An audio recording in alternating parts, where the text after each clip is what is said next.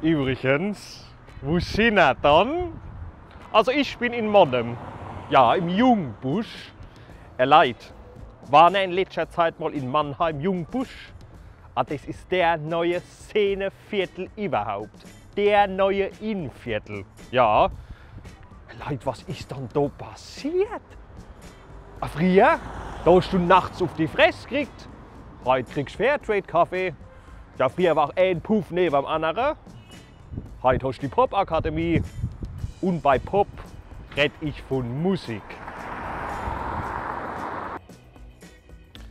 Früher bekamst du dort Herbes, heute kriegst du Quinoa. Aus dem Rotlichtviertel wird ein Szeneviertel.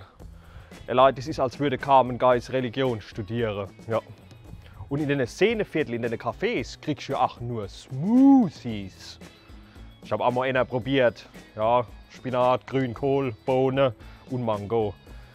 Ja, Leute, das hat ausgesehen, als hätte Hulk gekotzt. Ja, mit dieser Konsistenz, da hättest du die Straße blastern können.